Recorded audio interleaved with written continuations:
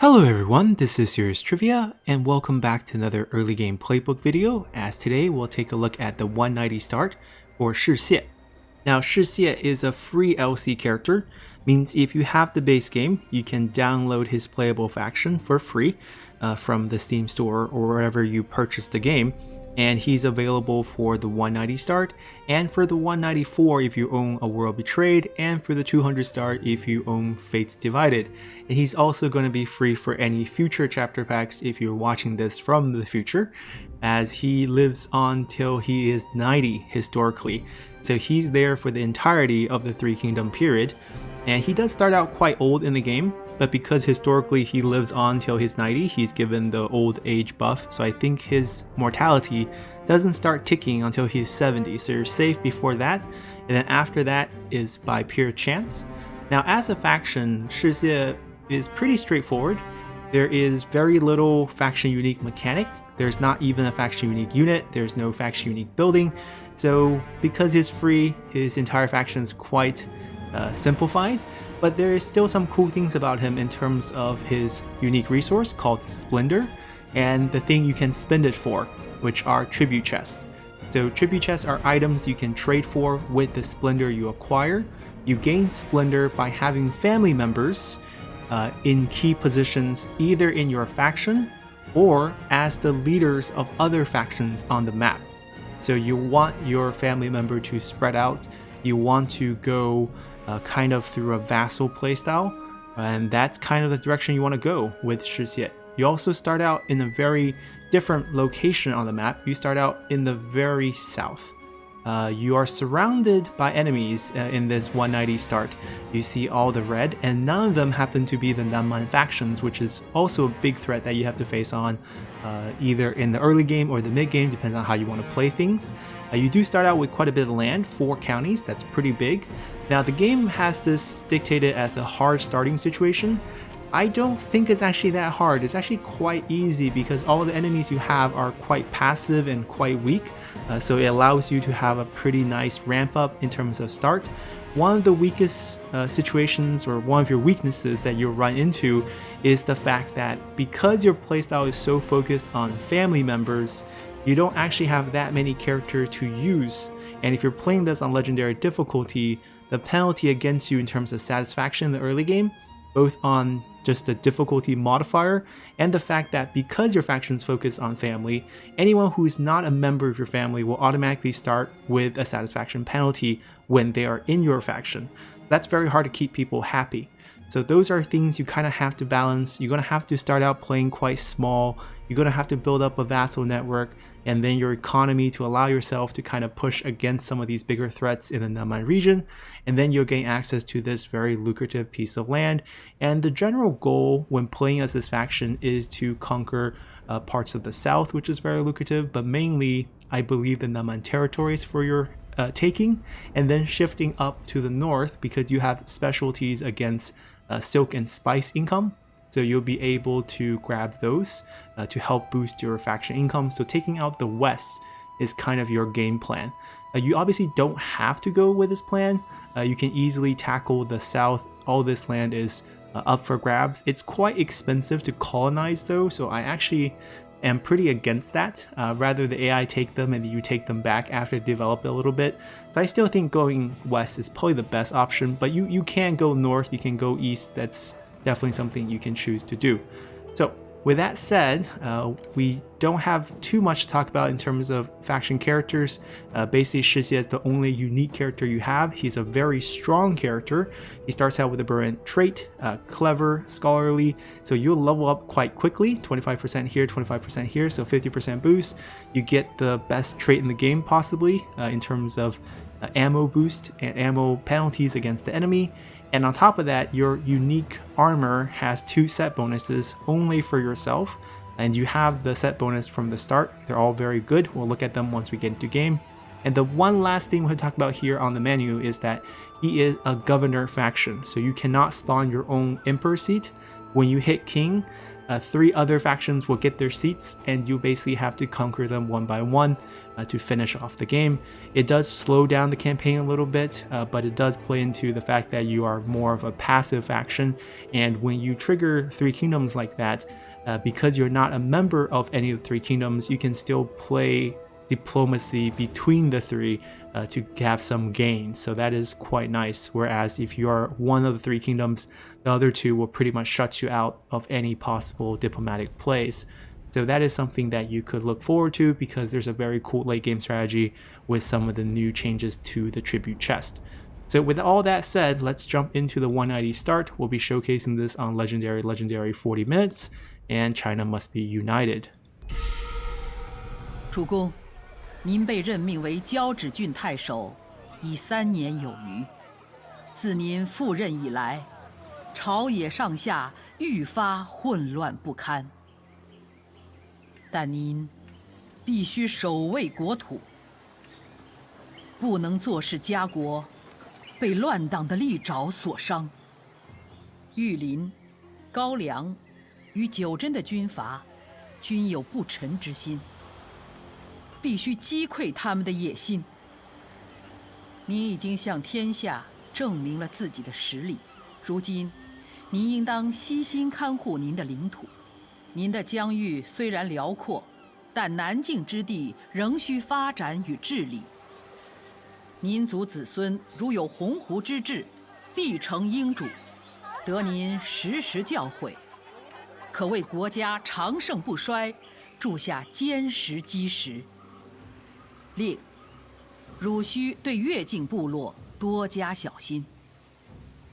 大一些的部落中不乏智慧的头人，或可用言语安抚，无需动用武力，但要小心边境附近的目录大王，他对一切事好一概拒之。无论前路如何，主公，请您牢记使命。您是陛下钦点之人，必当为南境带来和平。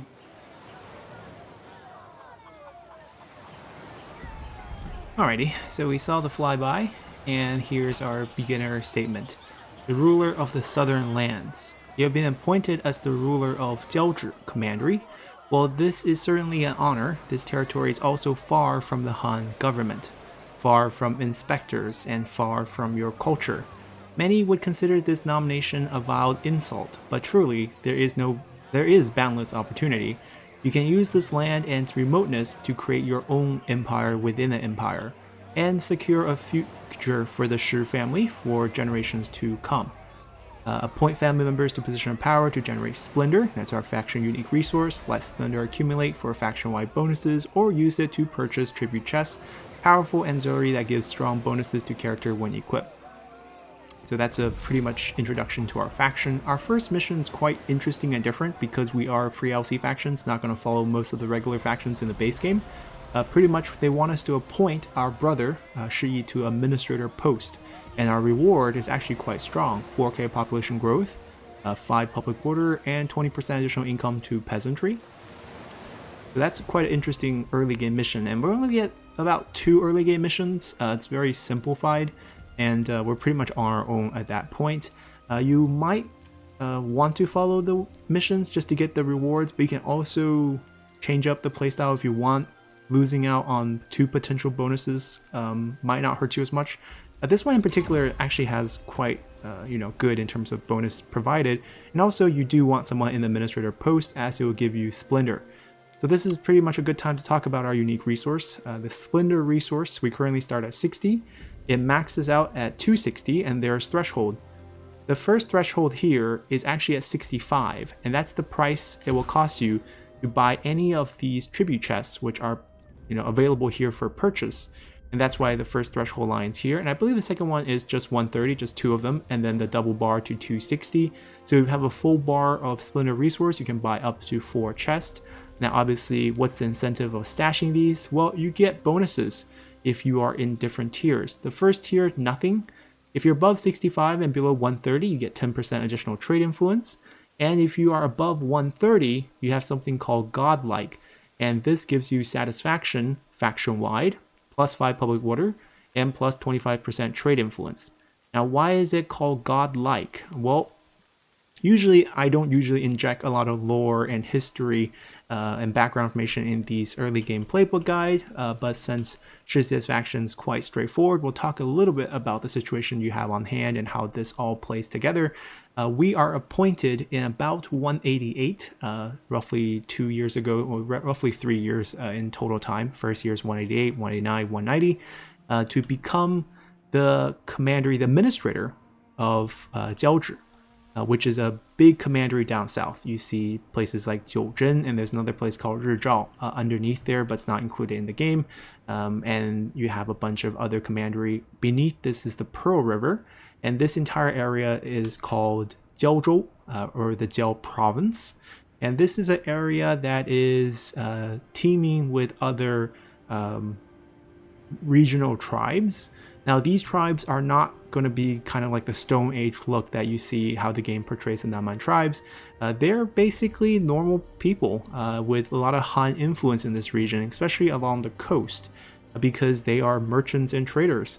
This is a peak area for the naval trade route, basically places like Hepu, which in-game is a fishing port and a harbor, is a very bustling trade hub during this period, as goods would come down the coast and then ship out into Southeast Asia, which connects to the Indian Ocean, trading with people from the Middle East and beyond. So this is quite a vibrant trading hub that was part of the naval Silk Road during this period. But it is still very, very far from the capital. And you can imagine in this period around, the late 2nd century, traveling and messaging is going to be difficult between the region. And because of this distance, while this coastal region might be bustling, anything that's not on the coast and in between here is very deserted, not very much colonized, not a lot of settlement, not a lot of settlers, a lot of local, maybe you can say tribal people. They're not that backward, but they definitely had their own traditions that are not in line with, say, Confucian Han beliefs. And Shi Xie's family was in this area since his youth. His parents hail from, I believe, Jin province many, many years ago, but they became refugees, went down south, and lived here. And his father was actually administrator in the region and was wealthy enough to send him to school in the capital. And he was a clerk in the capital for a long time in the imperial court. And then his father would die, actually, of old age, and there would be an uprising in this region of a lot of local government officials, basically rebelling against the Han during this late stages. And to pacify the region, the Han government decided to use someone who was familiar with the area, and that's where Shi Xie came in, as he's appointed administrator here to restore peace. And that is pretty much our task at hand as we start out a war with factions in Jiuzhen, factions in Gaoliang, and factions in Yuling. So once we put them down, historically, we placed our brothers into those positions. We recommended them to become administrators. Now, this is usually uncommon move for the Han government. There's usually rules against people from the province ruling within the province. But because it's so far away, and the Han really didn't have any other volunteers who wanted to leave the capital wherever they were to go govern this region, they accepted Shi Xie's recommendation, and the Shi clan pretty much had firm rule of the entire province throughout the period of the Three Kingdoms. And because it's so distant, no one really bothered them. And when the Kingdom of Wu and Kingdom of Shu, which, sandwiched them in between, both rise to power, Shi Xie took the diplomatic route and became a vassal to Sun Quan after Cao Cao lost in Chibi. Before that, Shi Xie was very good in terms of paying tributes to Cao Cao in the imperial court, recognizing Cao Cao was the prime minister. But since Cao Cao fell at Chibi, Sun Quan became a much more recognizable dominant power and a close neighbor. So quickly, Shi Xie switched sides and started tributing to Sun Quan until his death at age 90. And then Sun Quan kind of backstabbed the entire family and seized the province for himself, killing off many members of Shi Xie's family, his sons. It's portrayed as his son tried to rebel, but pretty much Sun Quan tried to isolate them and marginalize their powers. So they felt like they had to defend kind of their family inheritance, and that didn't go very, very well. And thus they mostly all fell. So what should we do in game at the start? We have to deal with these, potential trouble points, but they're all quite weak. It's not something, they're not that aggressive in terms of attacking us. So we have plenty of time. The game did give us quite a big army to play around with. And you might notice 2 of the sets are level 3 units. And Shi Yi, the one person who is asked to become administrator for us, has level 1 unit. It's actually designed quite interesting this way because the game is kind of suggesting that you should grant him independence, give his own faction, because if they are holding a court position within your court, you get 2 points of splendor a turn. But if they become a leader of another faction, whether they are vassal or independent, they will give you 10 points per turn, right? This bonus increase per member up to 5 member faction leaders. So pretty much you want to set up about 5 vassals in the game to optimize your returns in terms of splendor per turn. So if you think about it that way, 5 members equal 50 points, and then each of your court members equal 2 points, you can totally generate over 65 points a turn in the late game. So you can buy a chest every single turn while maintaining godlike bonuses. And we didn't explain the godlike part. Pretty much throughout the Three Kingdom period, after the Shi family controlled the south, they opened a lot of Confucian schools. They built themselves very nice carriages. They had huge entourages when they moved about this area, and he was seen as a godlike figure because of the wealth that he displayed, because he's holding on to this very vibrant trade route. So he had a lot of money. So that's why the godlike statement's here, and that's also why, because we are at the crossroad of culture and commerce, building schools and having trade, we have a faction-wide bonus and a slight penalty here. Silk and Spice is going to get 15% additional boost, so that's why we want to focus on the western parts of the map, north and south, for the Silk in the north and Spice in the south. And anyone who's not a family member will get hit with that 10-point satisfaction. That part is not great, but we'll have to deal with that. And one way to deal with that is by staying in Godlike, so that we get the 10-point of satisfaction. So that's how you want to play him in the late. And the trade influence makes him a trade-focused faction too, or at least sort of. And you can take advantage of that by creating your administrators into vassals by granting them independence and giving them a trade route right away, because you have control of their trade on the turn that faction is created. It's actually quite interesting. We'll talk about some of those mechanics in terms of granting independence very soon, but those are things you can look forward to in the late game Shi Xie. And continue back to our discussion, we have 2 commanders here in the beginning. We have pieces of Jiaozhi and pieces of Hepu. We don't have the whole thing. We're missing the Hainan Island here in Zhuya, which is a lumber county. It's kind of bad. My opinion of how to deal with Hepu as a whole is don't develop it in the early game. Eventually make it your vassal and have them, provide one of the splendor boosts of faction leader and also provide you some trade income. But in the early game, you must keep this because this is your only port. Jiaozhi is landlocked. So if you actually make Jiaozhi your only holding because it's your capital, let's say you give them the administrator, because right now the first mission is assign him as administrator post. If you put the administrator here and grant him independence to try to get the benefit of the splendor right off the bat, not only do you kill off all your early game missions, it will abort all your early game missions, you'll lose all those missions, but you also lose access to all the factions on the map, so you can't make any trade deals. So it's a terrible move. Don't do it. The first thing you want to do is make him the administrator of your capital, because he is a sentinel, so he will provide quite a bit of industry or expertise, which gives you construction cost discount to help you build up your capital cheaply. And a little bit of commerce boost doesn't hurt because you do have an inn building here, you do have a school building as well. So we're going to do that first. Let's put him here. Mission complete. We get the bonus. And our next mission is to construct or upgrade a building. But unlike your economy grows, which is the typical reward for this, we get something called support for the merchant, which is super weak at this point in the game. It is not as good as your economy grow. We don't get that mission because we're a free LC faction, so you can forget about that. But we'll still try to get this. A little bit of boost is better than nothing. So the thing we're going to do here is build out our income. Now, what do we want the build here to be? Well, there is tea, which is commerce income. There is lumber, which is peasantry income. And there's farmland, which has no income. So technically looking at it, you kind of want to mix between commerce and you want a little bit of peasantry. But those two are not so synergetic. You kind of want to have industry and commerce whenever you have one of them, because the private workshop just kind of link those two income together. So in this aspect, you probably want to start with your first 3 buildings just with the 3 base income building, because you don't want to lose out on the peasantry synergy either. So you're going to end up having to build all 3 income sources here, and that's okay because you can go tall here with a huge amount of population. You could end up with 6 building slot.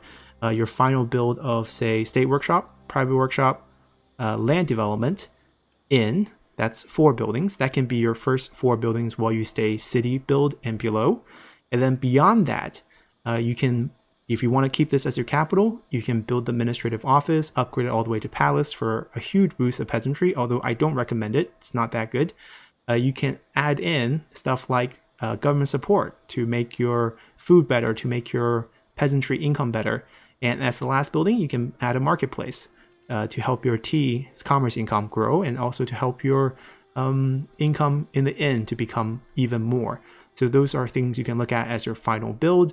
In there, you can also change up your land development in the late game to selling food, because this version of the food selling, the livestock market of Commandery Capital, gives you 20% of commerce boost on top. So there's a little bit of synergy between peasantry and commerce. Not a lot, but something you can have. That's kind of the direction you're kind of looking forward. And the first building we're going to put down here after we said all that is probably going to be the land development, simply because it's the cheapest to build here. It's all about saving money in the early game. You don't have much.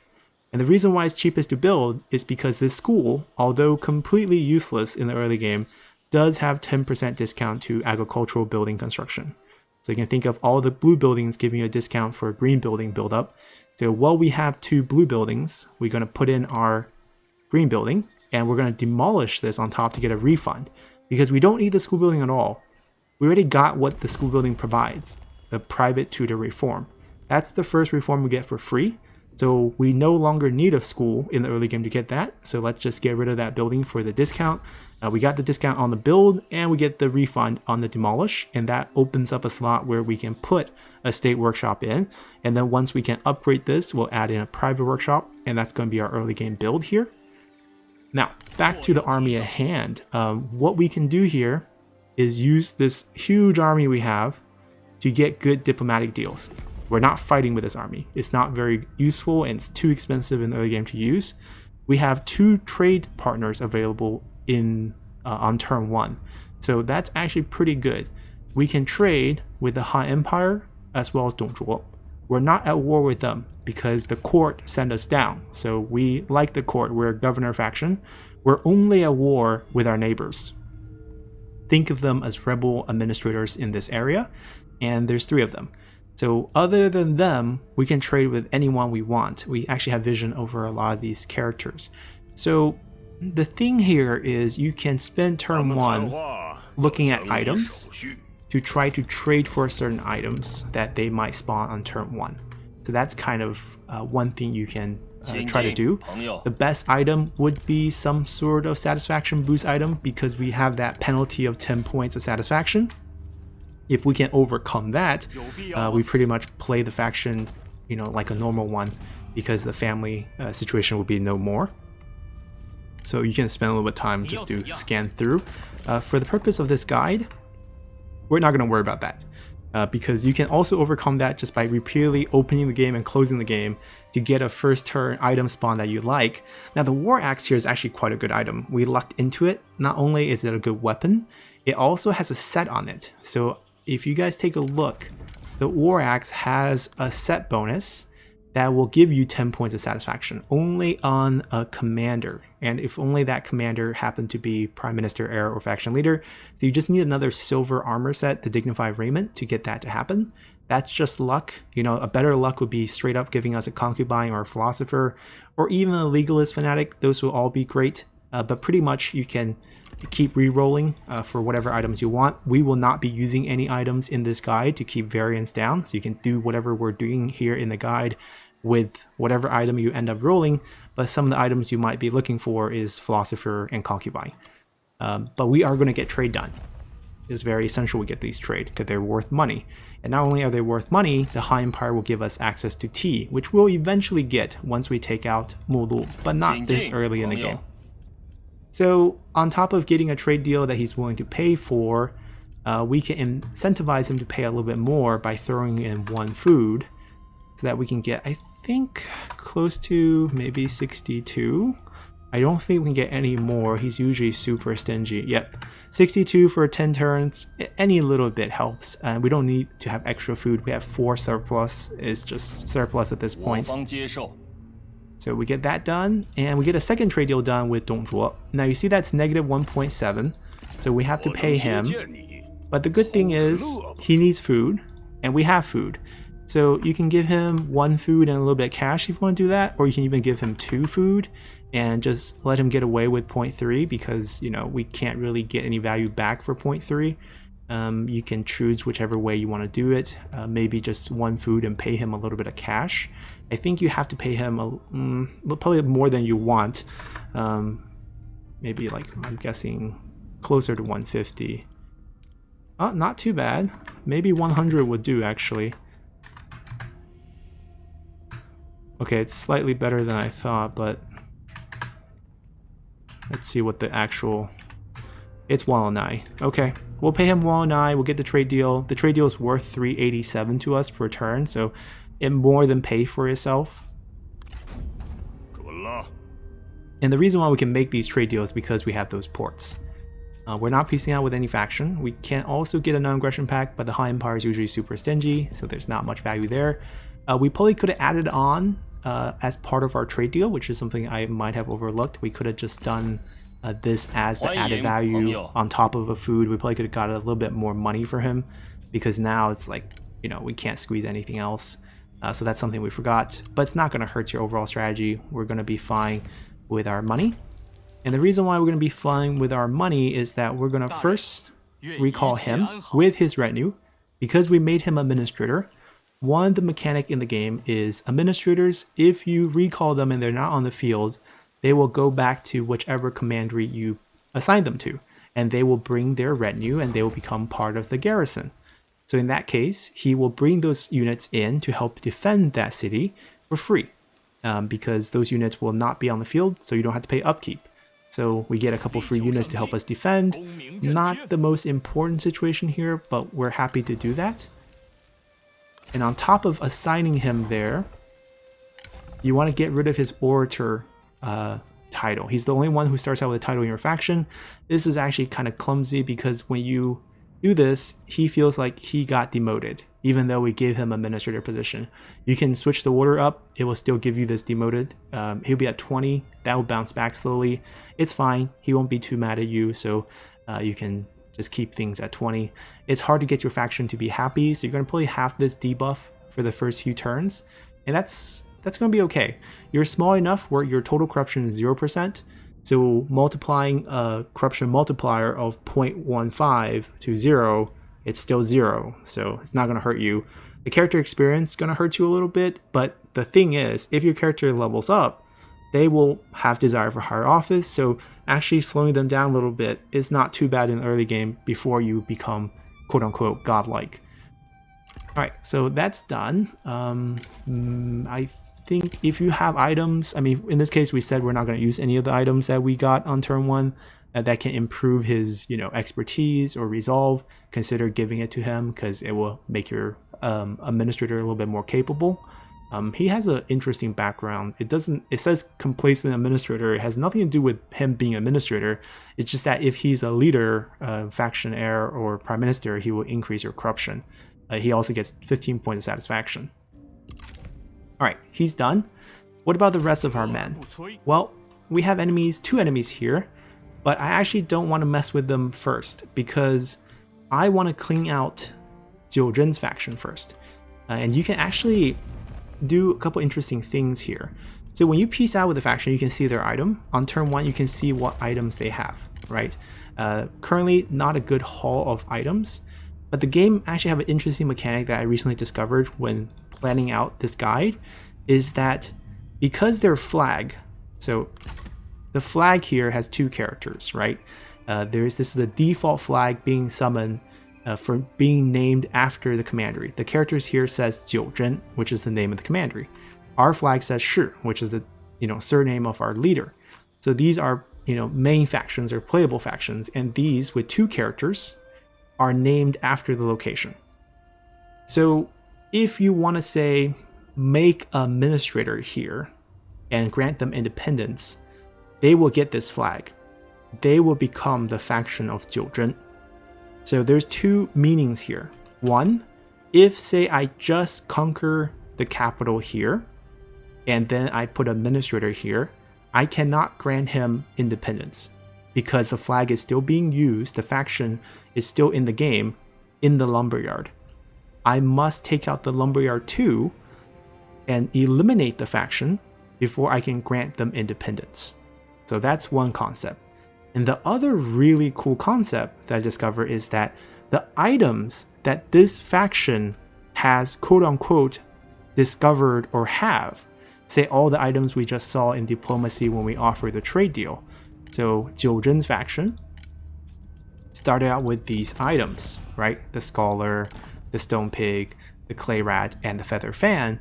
After we eliminate the faction, those items that the faction had will still be stored in game under the faction of Jiu Zhen. And when you create an administrator to take over the faction and recreate this faction, they will inherit all this pool of items from the previous faction. And on the turn that you grant them independence, you can trade with them for these items. So everything he has, we can kind of get when we get our administrator in there and grant them independence. This also applies for Yulin and also for Goliang and any other factions you see that's named after a location. So that's actually quite an interesting game mechanic. Now the bad news here, or the implication here, is let's say one of these factions get a gold item. Then in that case, unless you know that they have a gold item, and if you do know that, then you can restore that faction and trade for that gold item on the turn you restore them, or that gold item is gone from the game forever because there's a unique copy of it out there in the game. Even though the faction's gone, you just never will see that item. So that's kind of, you can take a look at what every faction has that has the name here, and you can kind of determine if you want to restore that area for a certain item. So that's not a good one, but let's say if they had a good one, maybe you can do that. Now the general strategy here with these 3 enemies is that you want to grant independence to Goliang, which is not that good. You want to grant independence to Jiu Zhen, which is a terrible place. It's landlocked and it's kind of isolated. This is a great vassal location. Jiu Zhen is also landlocked and also not that valuable. Great vassal location and buffer zone too. Yulin is different. Yulin you want to keep. So my opinion is once you conquer Yulin, you keep this. You get a spice, you get a trade port. This becomes your trade port. Then you grant independence to Hepu, which is less valuable. So you end up with your capital in Jiaozhi, and you end up with Yulin, and the trade port can sustain the trades that you already created. Meanwhile, you can give this up. You give this up only after you get this trade port, because if you don't have this one, the trade route breaks with your capital, and you make no more money from those trades. So that's something you have to watch out for. All right, all the early game deals are done, I believe. We got the trade deal through. Perfect. We got the administrator recalled. Units, everyone gets disbanded because we don't need these units. We're gonna go conquer one of the factions with almost no army. And right now, we're not gonna walk them back. That's slow. We're gonna recall them and summon them back in our capital to attack down south next turn. So that speeds up our movement. They will not attack us. They're very passive. And looking at our faction before we leave for the end of turn, Zhao Mi, although historically quite talented scholar during this period, who escaped down from the north to kind of take shelter with us, starts out the game with 10 points of general discontent from legendary difficulty, 10 points of not a member, and just overall not very useful, being a generic advisor character. And we have plenty of strategists, so he's going to get fired.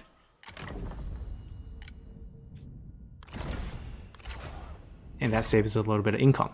The cool thing about having everyone as a family member, notice their upkeep or salary. All zeros except for our administrator, who gets the administrator increase, which is only 100. But how it works with family members is that if you give it to a family member, they will have the 150 default salary added on top of the increase. So like administrator is always default plus 100. So if your family member is 0 and you give them a position, they jump to 250 instead of just the 100 jump. So it's actually quite expensive, but it's worth it because it does give you discount for the buildings. Like we end up saving so much just by building that. And for our assignment here, we're going to send our wife to boost commerce income here because our son, our second son, is going to come out on the field and help us fight next turn. All right, so with that all set and done, we're going to end our turn here. I don't think we have anything else to do. We assigned people, we did the diplomacy, we got the building done. We looked at our reforms. We can't mess with our tax rate because our faction rank is not high enough. So there's no movement until we rank up, and there's no faction council until we rank up and get more positions in our court. So we're good to go. Let's continue, and we're not building this up because eventually we're going to grant this independence, and that's also going to take away some stress in case we do end up losing it, in case the AI acts differently. All right, and the people who are unhappy with us, not super unhappy, just a little bit unhappy. Let's continue. Alrighty, and the gap between being a little unhappy and super unhappy is, 0 points and 20. If it's not 0, we're okay. You get a list of characters. We're not going to hire these. These are default right now on the patch 1.7.0, which is where we're currently on. I think even on patch 7.1, it's still this group. Not sure though. We're showcasing Shi Xie on 1.7.0, by the way. The 0.1 patch is still in beta. It also doesn't really affect us because we're so far away from the big map change here in Loyang. You will still play out your early game the same even if you're on the beta patch. Alright, anyhow, we're waiting for the mission to trigger by completing this building. It will happen next turn. This turn, we're going to spend the money on preparing our attack on Jiuzhen over here. So we're going to summon our army back. And what we're going to do is we're going to use a movement trick. You don't have to do it. It speeds up by a turn. That's it, pretty much. So summon Shi Xie as your proxy. Summon Shi Xie as your main general because he has reach. We're going to recall him. That way he gets movement. And we're just going to come to the edge. That's all the movement you gain this turn by doing this. Nothing too fancy. So you can potentially reach there next turn. And that's pretty much it. We can see that he starts out with reach and flexibility. And if you look back on your leader, the one thing we forgot to talk about is his item set. So on his unique armor, he has Celestial Fury and Tactician Design. And the combo with that is Heavenly Sword and the Imperial Bow. You start with both of them. Gives your entire army 50% extra range firing rate. Very, very strong. And also gives your entire army plus 10% melee evasion. Also very, very strong. So great set bonuses for Shi Xie's army on top of the brilliant buff from the trait. You have a very weird skill tree. A lot of the things are inverted. You also have, the Sentinel skill here. Your resourcefulness is down here. Your unique skill is Turning the Tide.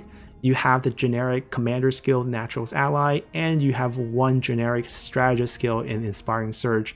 The overall skill power here, very, very weak, especially with the way you start out with 2 Administrator traits, which comes in the flavor that he is a governor, he is administrator, but it doesn't really help you in this campaign.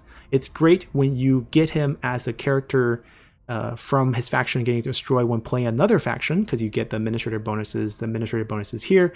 But for him as a faction leader, this is a terrible start and nothing you can really do about that. We didn't talk about the faction-wide bonuses. 10% discount for all range unit recruitment, so all blue units, 10% discount, and 1 available trade route, which is why we start out with 2. You can get a third one once you pick up Judgment. So once you level up and you go down, you can get another trade. So you're going to fund your economy through trade and also from having very limited military in the beginning, so you don't waste any money. So that's it. If you want to be a little bit stronger, quote unquote, you can summon Shi Xie this turn, and that way his unit get 1 turn mustering, but I'm actually against that because I think you don't need it. You can beat them without that extra turn mustering.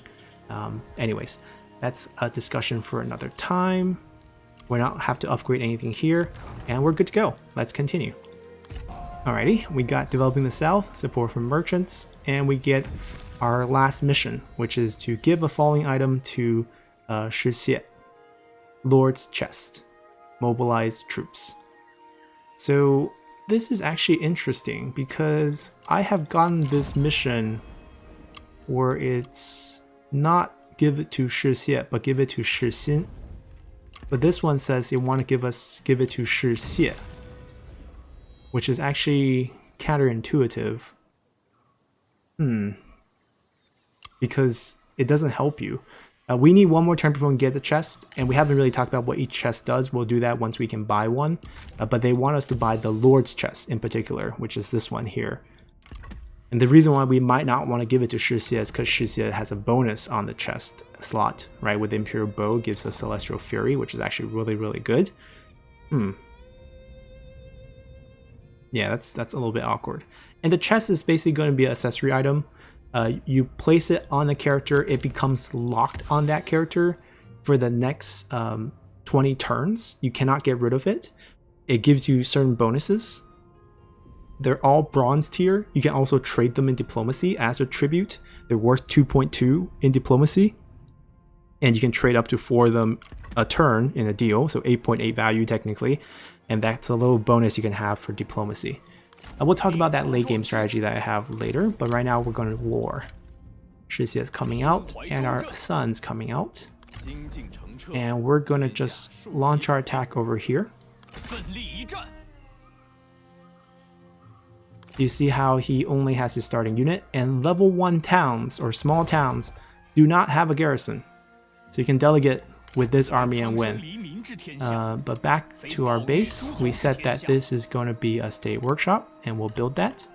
And that's pretty much all we have to do. You see that passive not coming. We have time. Let's keep going.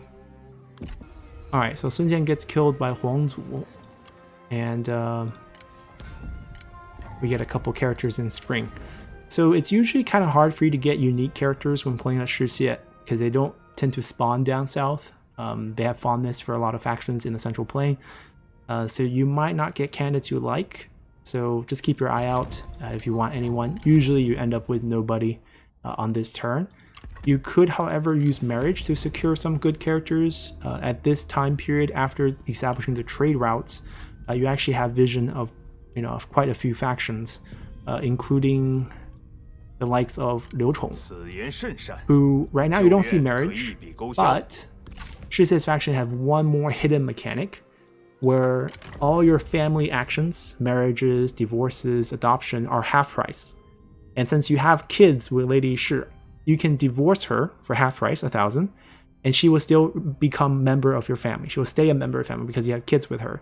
If you just divorce without kids, they no longer become member of your family, but you can do this with her and use her to marry some potential good generals. So you will want to look at the family tree of other factions here. So you see that Luo Jun got adopted. So one potential play here is to divorce our wife. Yes, she loses satisfaction. Oh, and she's no longer a member of the family. Are those not given to her as her kids? Acquaintances. Oh, interesting. So this is definitely a programming issue with the game. So usually divorces should be part of the family, but in this case, she's no longer part of the family. Oh, this is very interesting. We can adopt her back. The most confused video game lines in the game. The mother gets adopted to be a daughter, and then the sons show up again under the mother because they are... So yeah, this is really confusing because they are still recognizing them as her sons, but when we divorced her, she's no longer in the family, which is usually not the case. Very strange. But the reason why we're doing all this is so that we can use her in a marriage. And obviously you would not want to do this divorce situation. You want to receive the marriage.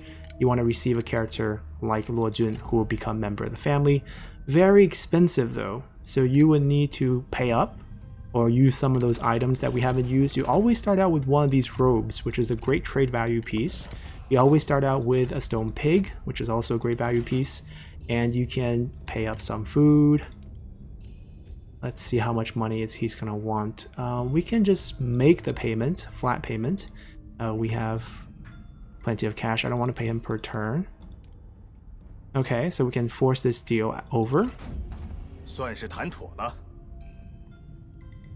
And we pick up Luo Jun, who is now a member of family, another burned officer, comes with a gold armor, comes with a silver weapon, silver horse, and whatever item they spawn turn 1. So in this case, he gets a Jade Archer on top of that, which is also quite nice for Heavenly Flight in case we ever get Tycoon. You can imagine the range firing rate for own army through Shi Xie's bonus, and then his bonus here with the Jade Archer. This is just by luck, you know, you don't always start with this item, but another great general to pick up. Guardian of the People, make him a good heir, you know, for bonuses if you want to play it that way. So just some options you have with marriage. You can also do the divorce after this in the future to get her to marry someone else, to get characters that way, pretty much getting vision over Cao Cao's faction for Cao Ren, for example, gaining vision for Sun Jian's faction to get Sun Ce, but right now after his death it's kind of hopeless. But you can still get people like Sun Ren. Alright, our first reform, we like trade, so we're going to get trade, and we're going to set up a trade. I believe Kong Rong's usually available here. Yep, and he's willing to pay you for it. And maybe... Okay, no. Not possible here. Oh, he is stingy. Time to throw in food to make him pay up a little bit more. I'm surprised he's actually this stingy here. Probably 71. Can we get more than... Oh yeah, we can.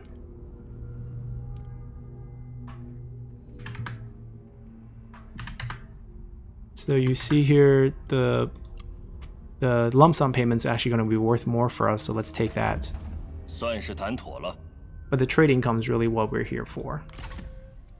Alright, back to this fight. 为了天下苍生. You see how we can delegate this win.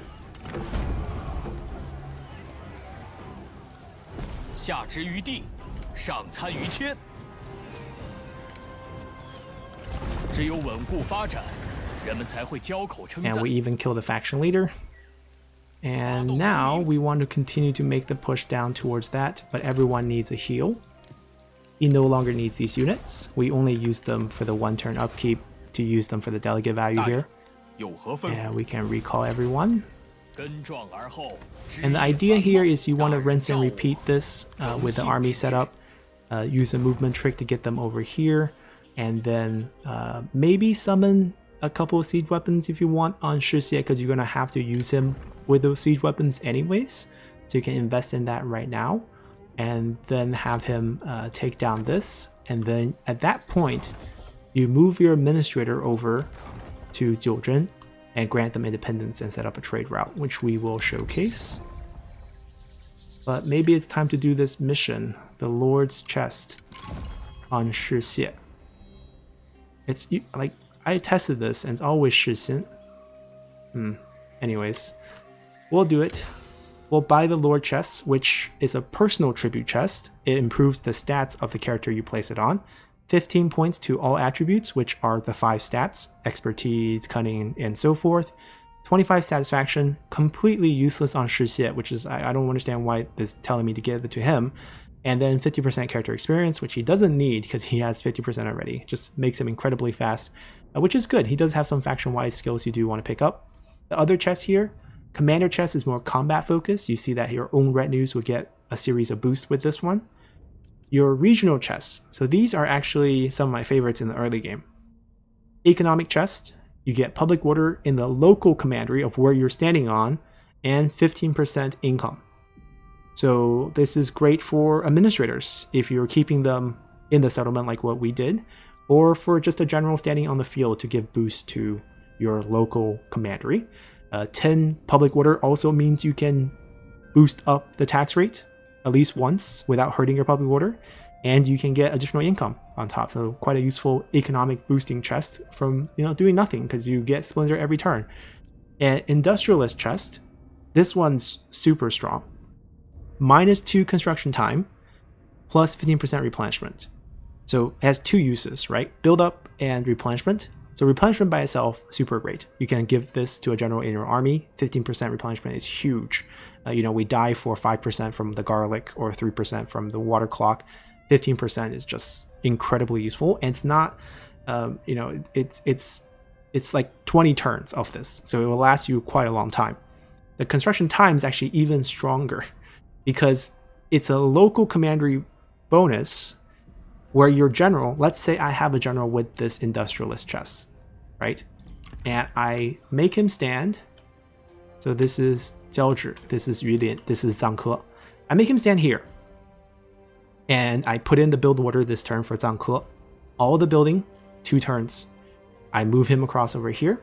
I put in the build order on the same turn for Yulin, 2 turns. Then I shift him over here. I put in all the build orders for Jiaozhi, 2 turns. So if you put him in the intersection between multiple commanderies, that one chest can function for all those commanderies, speeding up your build and giving you the returns faster, because you have to think about all the buildings you built, the time it takes to construct them is time that you're not getting paid for the more advanced increase in income that you're paying for. So the faster you can get that done, the faster you'll see returns on the buildings that you built. So you can speed up your early game development by a lot with industrial chests. So I'm really favoring this one. And then after you're done with build up, you can still use this chest for replenishment boost for the armies, your own army in your local commandery. Diplomatic chest. This is more of a late game chest. There's 2 playstyles here. If you are not keen to making diplomatic deals at the moment, as in you have the deals you want, then trader chest in the late game is good. Once you get the emperor seat, you will have 7 positions that give you the prime minister, heir, and faction leader boost. You basically have your leader, you have your heir, and the 5 positions in the top under the emperor seat will all be prime minister positions.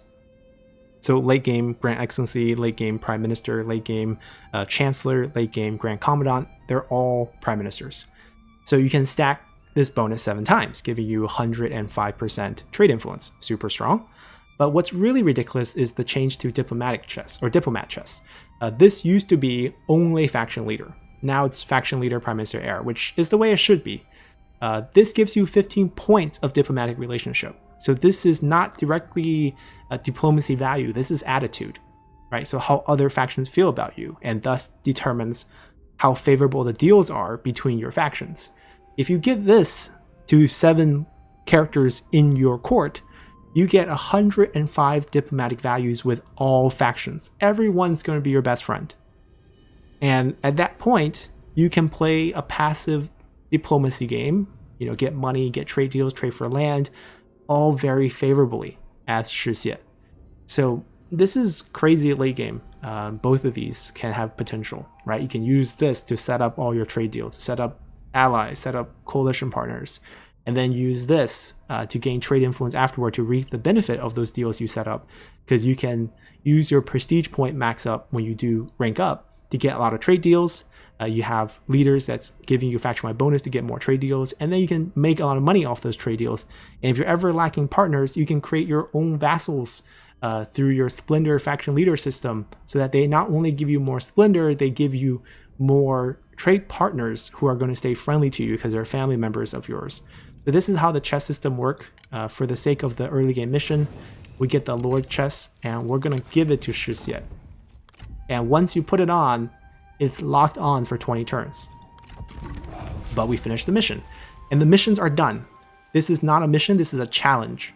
The challenge is, they want to hold these settlements in particular, and it's basically Gaoliang's capital, Yulin's, this is the trade port, I believe, and the capital and the trade port, right?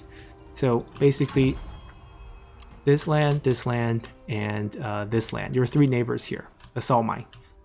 They want you to capture those, which you will after you wrap up Jiuzhen. That way you have no two-front war, which is why we targeted them while they stay passive.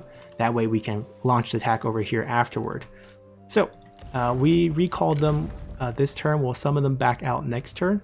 If you want to use Luo Jun, you can definitely summon him this turn and start moving him up, but I don't think we need to. I think we can do that later. Anyways. Yeah, and that should be it. Well, we have our build up. We're not building these 2 because they're not going to be ours in the future. We're going to give those away, as I mentioned. And that's all we have to do. Let's continue here. Alrighty, time is money. They're going to be resummoning an army there. It's going to be a small force, nothing you can't handle, especially now that we have Luo Jun joining us. So the trick here is still use some proxy movement. You see that your son's becoming very, very angry about the adopted sibling. See, that's the problem. You know, you want everyone to be your family, but then there's going to be jealousy among your family. So satisfaction is just a very difficult thing to handle. That's why you kind of want to get everyone out there as administrators, so they're no longer, quote unquote, in the factions being jealous with each other. Because we wanted Luo Jun and our wife's divorce didn't work out the way I think it should have worked out, it's creating this little bit awkward situation, but as long as it's not 0, it's not a big deal. And also note that your commander son is not your heir, but your champion son is. So the situation, how to fix that, is you want to make him administrator in the future and grant him independence, freeing up the slot so you don't have to do a big reversal in the family to make everyone unhappy. And then you want to make your commander son your future heir, or someone else better. If you can get the marriage with someone else better, it's probably better than what he has, naively ambitious, as he eventually ended up getting the whole family killed. And then the reason why the older brother didn't do that is because faithful of the Shi meant that he was given over at a young age as a hostage to Sun Quan to believe that Shi Xie would be a good vassal. And then after the failed rebellion, or quote unquote resistance by Shi Hui, Shi Xin got executed. So not a good ending for the family, but that's where we stand right here. I'm going to summon him. I guess I can summon him out as the proxy. I want him on the field because he has reach. So we're always going to have him be the one leading us. And then we're going to move him. See, you see the crossing here? There's no good crossing. There's no bridge. The terrain's just absolutely terrible. So we're just going to go here and set ourselves up to recruit a couple more generals. You see they're building up here. What you can do is, since we used him as proxy, we get Shi Xie out here and we recruit a couple units. So there's units that we're going to want to have in the army going forward anyways, and they're going to be the trebuchets. So I guess we can grab 2 of those right now, and the cheapest way to grab those would be to give yourself a title, since he's not super happy. We can give him General of the Left for the recruitment discount, add in these 2 units, and then swap them to General of the Right to reduce the upkeep cost for those units, just to try to minimize our costs here. We can afford it, it's not a big deal. And that's probably the only unit we need. The rest of the attack force that we're going to need is going to be our generals. Not a huge, retinue here to take care of things. Alright, there's a building here. We're going to take advantage of our administrator currently, who's here.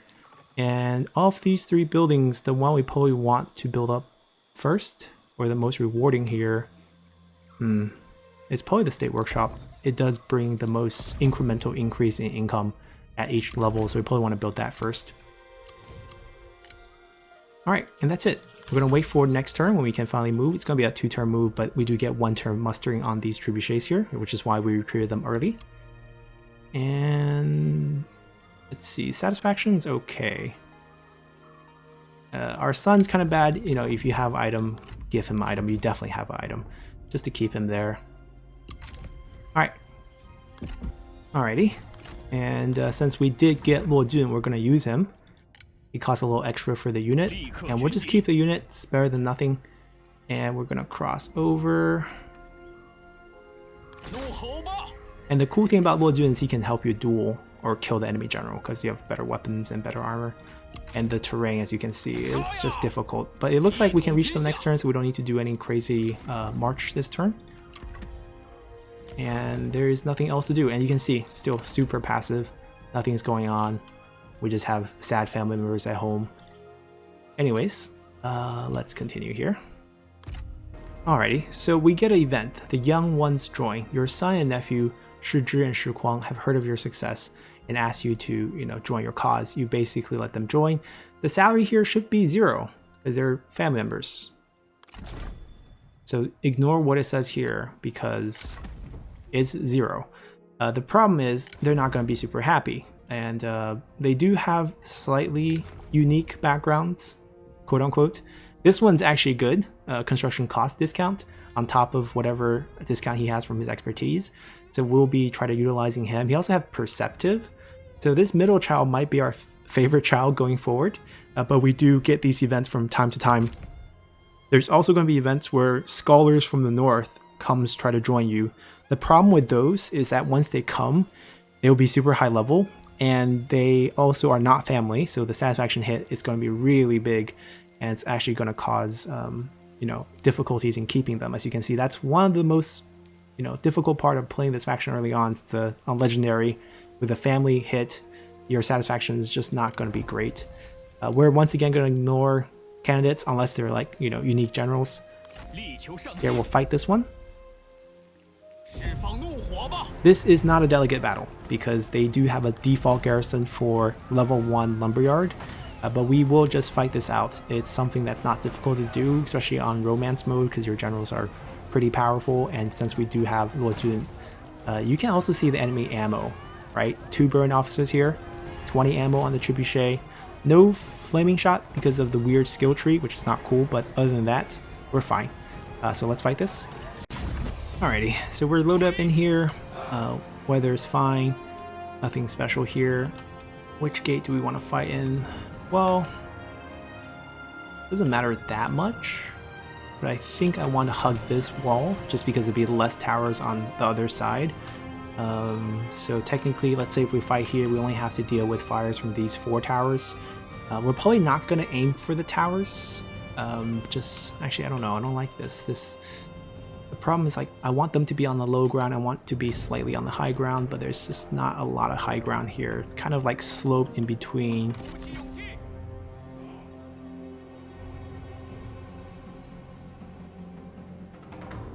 Okay, this might be the best place we can do it, where we don't get shot at the beginning. Yep, I don't think they're charging out. If they do, it's actually a lot easier for us. You see that we can't see the enemy units. That's another pretty painful thing here. We have to sneak a general a little bit closer up. Actually, no, I had them hotkeyed. We're gonna sneak him up so that we stay in the forest. They don't actually see us, and we can get a peek at where their units are. Oh, they didn't even see us. So they deploy in the middle because they didn't see our units, which means I can just rush in and capture this. Here, you guys all come in. Yeah, we get shot a little bit, but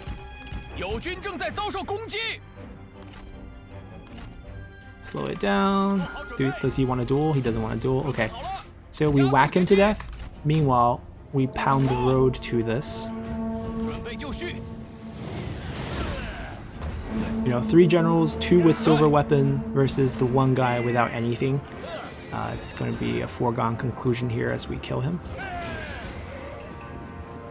And then the rest of the troop. Really, I mean, we're not going to be super accurate here, but we should be able to take care of things. Yeah, this will take a while. Combat on horse is not the cleanest thing. 注意，时机已 They 至， do have that one very annoying cavalry unit. 不过是雕虫小技 And。I think what we will do is 可 we'll 怜 kite 之 away 语 from that. 出自可怜之口。加快脚步，跑起来，速速前进。准备 Let 就 our 绪， let our siege weapon do some work. 时机已至，快快快！ We want to kill the ones that we can easily kill, like the archers and the saber. 加快速度，赶快赶快！进攻，准备就绪， Meanwhile, we'll try to pound the 准备开 units. 战，片甲不留，动作快点，警觉，加快速度，速速前进， We just basically don't want to fight that group. 挺住， That's something we don't want to fight. I can't really see, but I think they're all there. 枪不屈，加快脚步，快跑！ And if we can kill the generals, that'd be great. He doesn't want to duel, so we're just gonna have to hack him a little bit. 勇气， We can probably move up. 苟且偷生多失意，任你滔滔不绝，在我听来不过是盈盈狂 It 吠 does 罢 take a 了。 bit of micro to fight this one without actual units, but it does speed up your campaign by a whole bunch just to get this corner done. 动作快点， It's not super hard microing, just keep your generals safe. 赶快！在，快速前进。 And use your siege 准备法士 advantage. 车 Okay, if just the cavalry, where the general's not even close, he does have this charge resistance, which, you know, 准备好 hurts 了， our charge against them.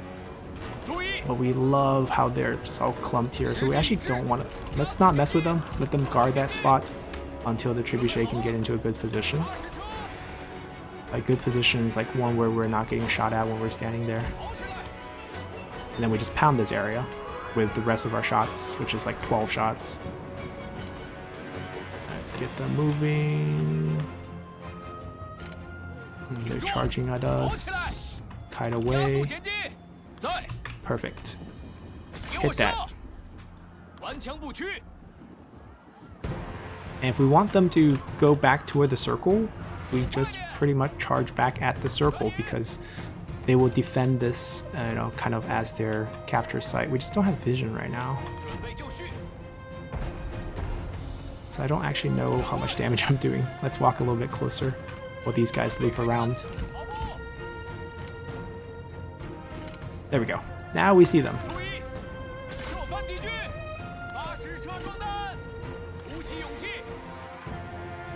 攻击敌军 Get a，couple whacks on him again. We want those units to move back into the circle. 做好准 Are we 备， firing? Is the rocket landing?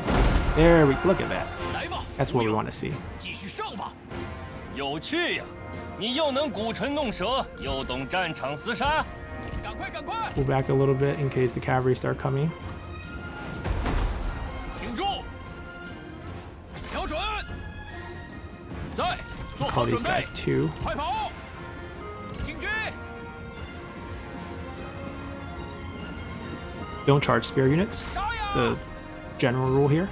动作快点，加快速度，加快脚步， Just herd them in this area and let your siege weapons do the trick. 快快快，赶快赶快， Alright, if 尽 they 情 do 厮杀， get the cavalry on you, just fight your way out of it. You do have abilities. Use them when you get surrounded. 感受大敌的愤怒吧，舌骨断筋，准备开战，顽强不屈，快快快 And，kite back a little bit. 前进，停，万箭齐发，跑起来，准备就绪，加快速度，注意， Come on, give us a good shot. 时机已 That's 至， out of its 鼓起 range. 勇气，万箭齐发，准备好了， Oh, we did get a good shot on here. Not bad.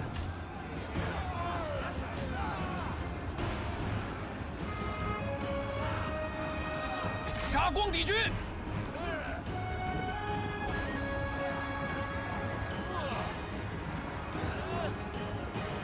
He's almost dying. And now that no one's charging around, we're actually hitting him with the weapons and he's actually starting to take damage. 敌将受首，贼众溃不成军，不能降。 He has died. The cavalry has routed. Now it's just feasting on infantry. 动作快点。 Alright, don't charge into spears. Kite away, kite away. 加速前进。 Charge for something soft and nice, like 尽情厮杀。 those units. Let the siege weapon continue to do their thing. Capture the center point for, you know, the morale hits. Doesn't matter if general takes a lot of damage. I think the only ones you're... Oh, he's level 4, so everyone has resiliency, so it's not a big deal. If you want to bring your infantries up, you can. They're not going to do you any favors. This is worth 10 points of morale. They're still going to have pretty high morale and legendary difficulty, so it's not like they're going to rout away. But you can definitely start fighting back.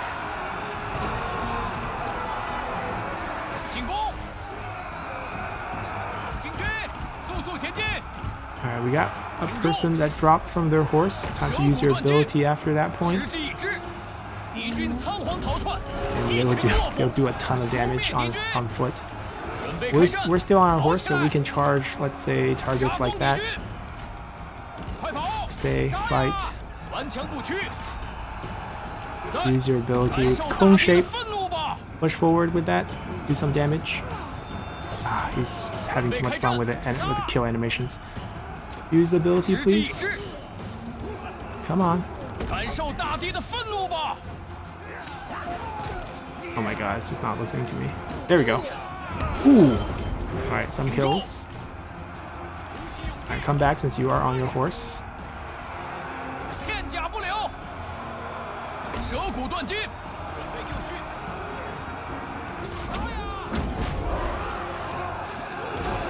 Bludgeon's a little bit stronger, you know, gold armor and all that, so we're gonna help out our son here.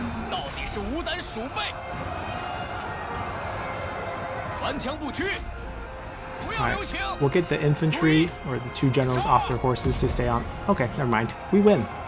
Not too rough. Alrighty. So our, you know, threat from behind is gone.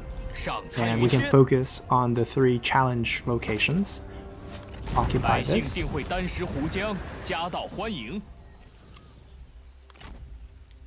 Luojun ranked up. I think we just want to make him a combat general. Get rid of these units. Recall everyone. We're keeping the trebuchet. We paid for them 1. Redeployment would be something we have to pay for, but it's going to be fine. We're going to keep that where it is, and they're going to be summoned over here to prepare our attacks on these factions. We'll build out a real army. We do have quite a bit of savings. And let's see. They want us to level them up, and we can. He's going to be a good administrator, and we're going to build him like one. He might be someone we throw out on the field, since he does have a bonus for his cavalry units. And we are probably going to go for reach on him, and this will help us with healing as well if we want to use him for that purpose. Yeah, nothing else happened here. We're going to set up this as their own faction once we hit spring. You could flip the administrator. There's a couple choices to do this. What we can do is we can spend 1 turn where he's not the administrator. Right, we can get him off the post for a turn since we're not building anything, and give him a temporary title. So what will happen be like, I'm sorry, you're not going to be administrator, we'll give you your orator title back, and then we can throw perhaps our son, who is our heir, who we don't really like that much, since he's not really a good heir in a sense. So this way we can get rid of this title as well without making him unfortunate. So here's the example. Let's do it. You have a couple choices. The easiest choice and the fastest choice is you remove him from office. He feels a satisfaction hit. Make sure to give him a title so he doesn't feel like he's going to leave your faction. He gets his old title back. That means you have an administrator spot open. And here you can't select your son because he's your heir and he's also on cooldown. So you probably want, so we kind of messed up this a little bit because he's been recalled. Technically, you don't want to recall him. That way you can throw him in the administrator and grant him independence right away. But in this case, we recalled him, so we don't have that option, which is a little bit of misplay on my part. But we just pretty much have to wait a turn. Yeah, let's just wait a turn then. Alrighty, normal things happening in Central Plain. Yuan's son. Well, he's not our son. No worries, and we'll do what we mentioned last turn. We have to do that through this because he's currently our heir. We have to throw him down here. And we have to tell him he's going to be now in Jiuzhen. And the reason why we're doing this is because he's not a good heir. And right off the bat, we're going to grant him independence. So now he's automatically going to become our vassal. And next turn, you're going to see that we're going to gain a huge amount of splendor from him. And he's automatically our vassal. When we get another trade route available, we can trade with him. He's landlocked, so he can only trade with us. So it's not like he can have another partner while we wait for this couple turns. But now he is a faction leader. And the cool thing is, as we mentioned, when you trade items with him, all the items from Jiuzhen's faction from before, he has them. The scholar that we saw in turn 1, the fan, and he automatically gets a stone pig as well. So if you wanted any of those items, now would be a good time to trade for them. So for example, say I want the scholar. The best thing you can offer him is guarantee of autonomy. You know, we're never gonna annex him, and then we can get a pretty good value here, and then we can get that trade deal later on. You can also ask him to pay you a bit. He's kind of poor, so I don't know if he's gonna be able to pay you a lot, but you know, every little bit I guess counts. So you get the item, you get, you know, some money. 我方同意. And we can pick up some extra character experience, some extra cunning in case we wanted that. And on top of that, we can make our other son the heir. The reason why he might be a good heir is pretty much he is a commander. So his skill tree is going to be overall better. He's going to have higher authority. He can pick up these 4 skills for faction-wide boost.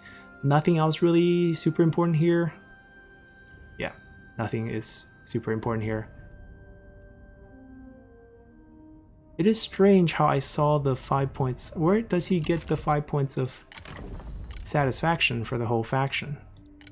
See this? Where is this coming from?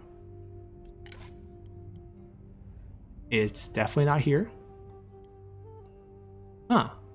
It's definitely not here either. That is very strange. That's not a bonus on him. Yet I'm getting a bonus written here. That is very weird. Yeah, that is very weird. But anyhow, we will throw him in here. And now the satisfaction issue throughout is going to be a little bit better. She still feels divorce. And maybe give her the item that we give our son now, because now he's heir, he's going to feel pretty swell. And we can also change his gear to be slightly better for authority. Yep, it's not bad. 9 points. And that's the setup. And we can spend the rest of the money.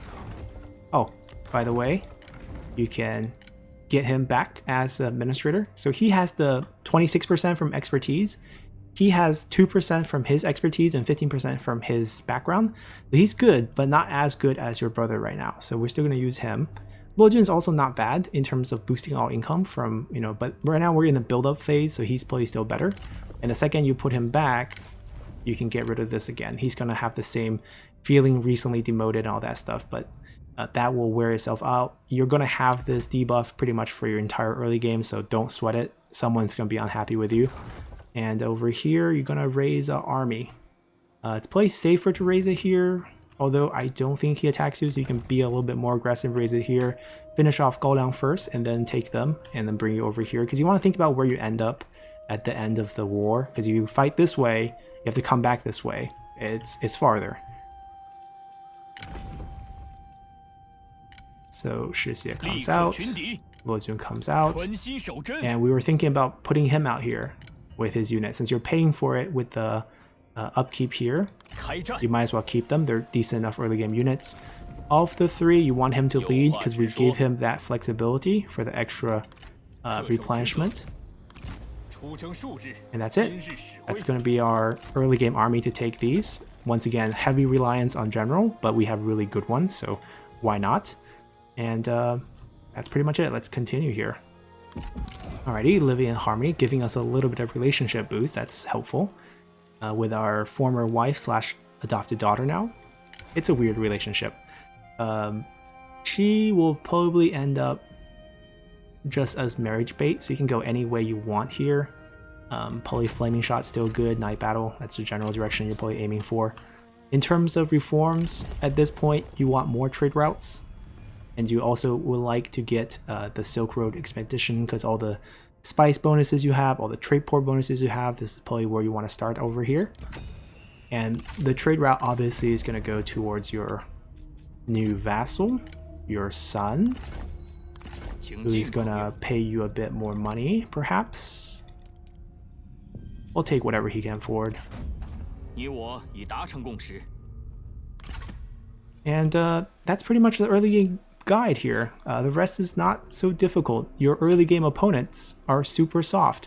And if you're afraid that the Nunman might attack you, the easiest thing to do is give them a food trade, right? That gives you 10 turns of time where they're not going to attack you. You have time to build up your economy. The one problem you might run into when playing as him is keeping that first army. It's really too much, too soon. You're going to cripple your early game economy with all the upkeep, whereas you don't really need them to take care of the enemies around you. So save money there, and also set up a lot of trade routes. You can easily pick up more trade routes when you level up. You get one more trade route here, and you can get more through reforms as well. The final one for Onyx Dragon will be another one. So the idea is pick up Gaoliang, make it another vassal of yours to trade here. Then go to Yulin, take these. After you finish that, you can turn Hepu into another vassal. And the reason why we want to do that is because we get 10 points per family member faction leader. So we can roll our Splendor, get it to the final tier of Godlike, and that erases the penalty from our Crossroads of Culture and Commerce, and we can play like a normal faction with a bunch of nice bonuses. If we get up to 5 factions, 50 points, which is the maximum amount of Splendor we can gain from that type of vassal playstyle. And depending on how many court members we have, actual administrators, actual chancellors, we can get 65 points a turn. It's totally possible. And we can just buy chests, chests that we feel are useful. We can trade chests. We can, go for the late game playstyle. Save 7 of these chests, pop them on once you hit Emperor, and everyone's going to be your friend. Or you can pop this on early game, get more trade influence, or just extra bonuses. The early game build up, I prefer this one. This one's super, super strong. But that's kind of how you play Shi Xie. Have a bunch of nice family members, use marriage to expand your family, to get nice characters to join you down south, and create a bunch of vassals with the family members that you don't really like, the ones that are not, so useful. And that way you can manipulate your court to your advantage and slowly build up from here. So hopefully this guide helped you out, and we'll see you guys next week. Bye!